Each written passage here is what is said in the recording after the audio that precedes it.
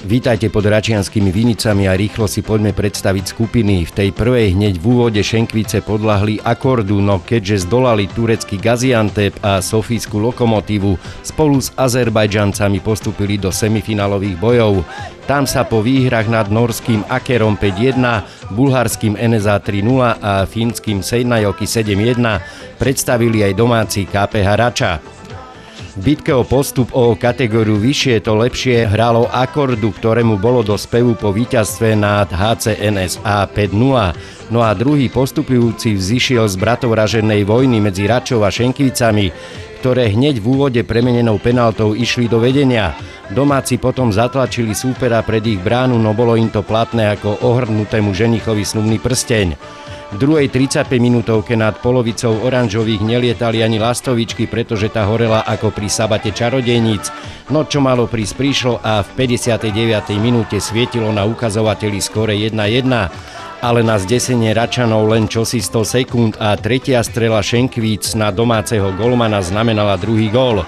To však nebolo všetko, domáci v závere riadneho hracieho času vyrovnali na 2-2 a vyše 300 divákov sa mohlo tešiť na samostatné nájazdy. Ich prvá séria sa skončila 3-3, no a pri ďalších nájazdoch vás, priatelia, nebudem rušiť, len pripomeniem, že začíname za stavu 6-6.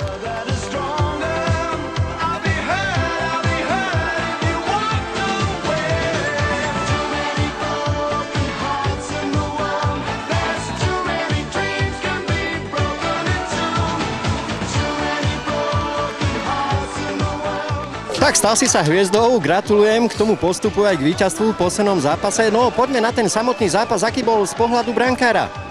Tak myslím, že sme mali prevahu celý zápas. Škoda tých dvoch penalt, ktoré mali. Nechytil som ani jednu, chalani ma podržali, vždy dokázali vyrovnať. Som strašne rád, že tak skončilo a je to super. Dráma pokračovala tými samostatnými nájazdami. Aké je to pre brankára? Neviem, snažil som sa chytiť čo najviac, už som vôbec nevládal a našťastie chalani vždy dali a jeden som už musel chytiť.